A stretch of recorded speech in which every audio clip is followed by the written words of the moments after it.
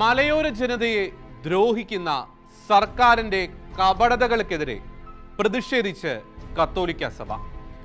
മലയോര കർഷകരുടെ ജീവിതത്തെ ദുരിത പർവ്വങ്ങളിലേക്ക് ആഴ്ത്തിക്കൊണ്ട് കേരള സർക്കാരിന്റെ സത്യവാങ്മൂലത്തിന്റെ അടിസ്ഥാനത്തിൽ സുപ്രീം കോടതി നടത്തിയ ബഫർ സോൺ പ്രഖ്യാപനം വലിയ ഒച്ചപ്പാടുകൾ സൃഷ്ടിച്ചപ്പോൾ അന്ന് സർക്കാരിനെതിരെ പ്രതിഷേധങ്ങളും പ്രക്ഷോഭങ്ങളുമായി രംഗത്തെത്തിയ മലയോര കർഷകരോട് സുപ്രീം കോടതിയിൽ പുനഃപരിശോധനാ ഹർജി നൽകുമെന്ന് പറഞ്ഞാണ് സർക്കാർ പ്രതിഷേധക്കാരെ തണുപ്പിച്ചത്.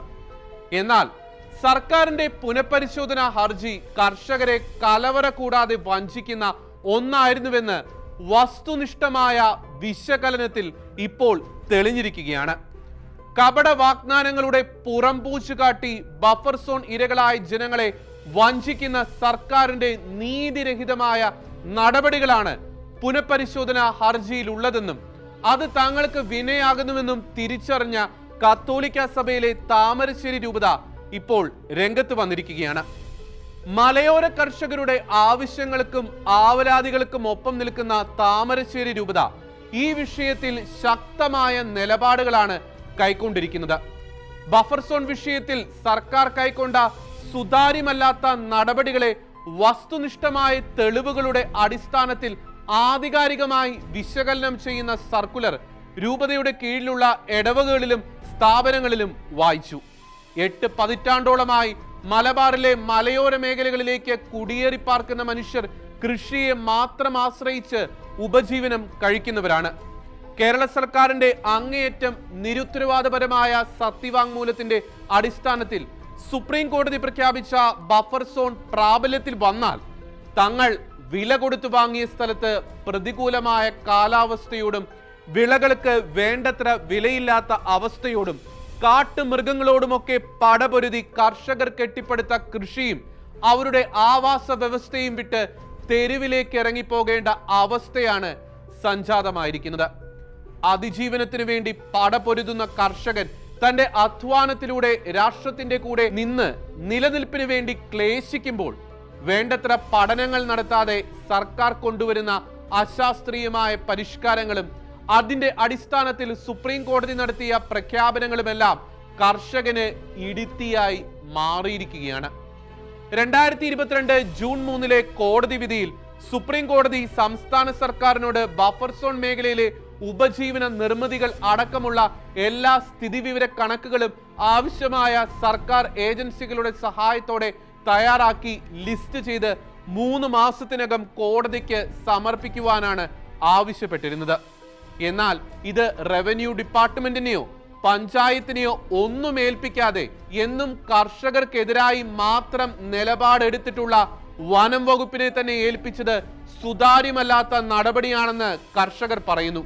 ബഫർ സോണിലെ സ്ഥലം റവന്യൂ ഭൂമിയായിട്ട് കൂടി അവരെ ഏൽപ്പിക്കുകയോ റിവ്യൂ ഹർജി നൽകുന്നതിന് മുമ്പ് വേണ്ട വിധത്തിൽ കർഷകരോട് ആലോചിക്കുകയോ അവരുടെ ആവലാതികൾ ചെവികൊള്ളുകയോ ചെയ്യാതെയാണ് സർക്കാർ വനം വകുപ്പുമായി ചേർന്ന് ഈ നടപടികൾ കൈക്കൊണ്ടത്.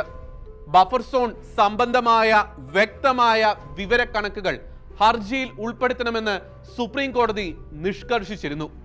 എന്നാൽ ഇതിന് വിരുദ്ധമായി വന്യജീവി സങ്കേതങ്ങളുടെ വിശദാംശങ്ങളുടെ വിവരണം എന്ന പേരിൽ ബഫർ സോൺ പ്രദേശങ്ങളിലെ വനഭൂമി ആദിവാസികളുടെയും വനം കയ്യേറ്റക്കാരുടെയും കൈവശമാണ് എന്ന രീതിയിലുള്ള വാദമുഖങ്ങളാണ് സർക്കാർ പുനഃപരിശോധനാ ഹർജിയിൽ ഉയർത്തിയിരിക്കുന്നത്.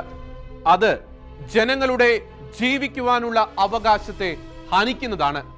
ഈ സ്ഥലം ഏലത്തോട്ടങ്ങളാണ് എന്ന വസ്തുത സർക്കാർ മറച്ചുവെച്ചുകൊണ്ട് കർഷകരെ കയ്യേറ്റക്കാരായി ചിത്രീകരിക്കുന്ന നിലപാടെടുത്ത് സർക്കാർ സാധാരണ ജനങ്ങളുടെ ജീവിക്കുവാനുള്ള അവകാശത്തെ അടിച്ചമർത്തുകയാണ്.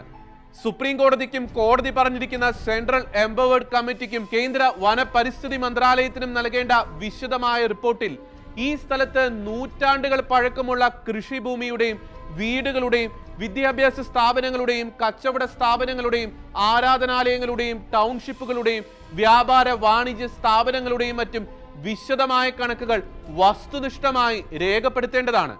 അത് ചെയ്യാതെയുള്ള ഒരു പുനഃപരിശോധനാ ഹർജിയും കോടതിയിൽ നിലനിൽക്കുകയില്ല എന്ന് സർക്കാരിന് വ്യക്തമായി അറിയാം.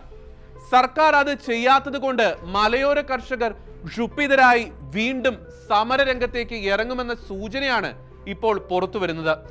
മലയോരത്തെയും തീരദേശത്തെയും പാവപ്പെട്ടവനെ വേട്ടയാടുന്ന കരിനിയമങ്ങൾക്കും അവയ്ക്ക് ജന്മം കൊടുക്കുന്ന സർക്കാരുകൾക്കും അതത് വിഷയങ്ങൾ പരിഹരിക്കാൻ അടിയന്തര നടപടി സ്വീകരിച്ചില്ലെങ്കിൽ കേരളം വരും നാളുകളിൽ കാണാൻ പോകുന്നത് വലിയ ജനകീയ സമരങ്ങളായിരിക്കുമെന്നത് ഉറപ്പാണ്.